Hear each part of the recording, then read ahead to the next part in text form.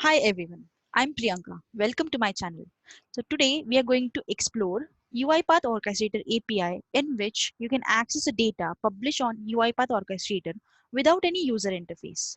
Even you can edit or delete some data published on Orchestrator. So we're going to see a lot of different example like how to run the job using Orchestrator API, how we can create a queue, how to get the logs and how to get the process version using UiPath Orchestrator API. So this session is intended for the people who wants to learn how to access API, how to use the Postman to call an API, how to use UiPath Orchestrator API to perform a different task. I've divided the session into some parts, and in this session we're going to learn what is API. To test an API we need some tool, and here I'm using Postman. So we're going to see what is Postman and how we can use it to test our API. Then we will explore API provided by UiPath for Orchestrator.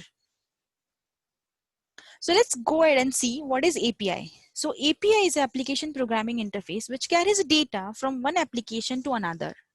So here an example, let's say we have an endpoint like this. So client can send a HTTP request through this endpoint to talk to the service. So format will look like this. Address starts with HTTP or HTTPS depend on application. After that we have a domain. Then we have a users, which is a collection of user data, and it refer as a resources in a technical term or in an API term, followed by parameter if any. So this is an endpoint to deal with the user data. All the operation around these resources like users, such as getting the user data, creating user, deleting user, can be done by sending a HTTP request to the endpoint. So every HTTP request has a method that determine its type or action. So here are some standard HTTP methods, which is get for getting the data, post for creating a data, put for updating data, delete for deleting data. So let's go ahead and try this endpoint and try to get the user data. So if you can see here, we have a multiple resources available like post, comments, album, photos, to-dos, and users. So it says that we can access the user collection by using this URL, and it has a data of 10 users. So let's go ahead and see. Users is the collection of user data which consists of a data for 10 users, is in a form of a JSON, which is a key value pair. So let's say we want to fetch the data for a particular user, then we can do it by providing a parameter in the endpoint. So here we are getting the data for specific ID, a specific parameter that we have provided to our endpoint. But what if we want to test our API before using it into desired application, or if we want to create a data or edit a data, then we need to provide input to our API. So to do that, we need a tool, and here we are using a Postman for the same. So Postman is an open source tool for testing an API, which is available in two forms like web-based and desktop application. So I have already downloaded desktop application, and I'll just brief you about this tool as we're going to use this tool throughout our session.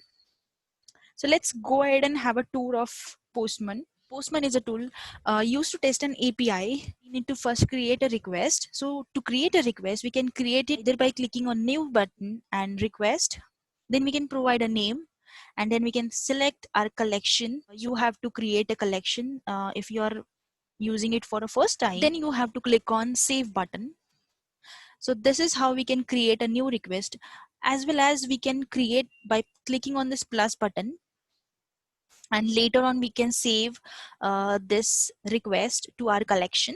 You can mention request URL here, and you can select the HTTP method from this drop down. So let's go ahead and test the example that we have seen just now for user collections. So as you can see here, once I provided the request API here, so it automatically takes the ID as a parameter. Okay, so this params section is basically a parameter that we are going to pass to our endpoint. Then sometimes we need an authorization of API that we're going to access. So we need to provide a token to authorize our endpoint. So here we can give our authorization. The next field is a header field, which provide the required information about the request, response, or an object that we're going to send in a message body. Then the next field is body. So suppose in a post request we need to pass the data, so we need to mention the data in a body section. Most of the time we send our data in a raw JSON format.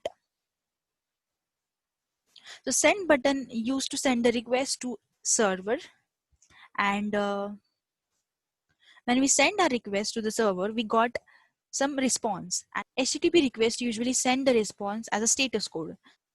So these things we need to keep in mind while testing our API in a Postman. So this was all about how we can use Postman tool to test our API. So let's move on to Orchestrator API. So UiPath are providing a set of orchestrator API to access orchestrated data and perform many tasks. So in upcoming session, we're gonna see what interesting thing we can do with orchestrator API. But before that, let me tell you where we can use this API. Suppose we have an application, and from there we need to access our orchestrated data, but without using interface. So there we can invoke this API and perform a required task. So UiPath are providing wonderful documents on how we can access each request to use Orchestrator API. So let's go ahead and check this document.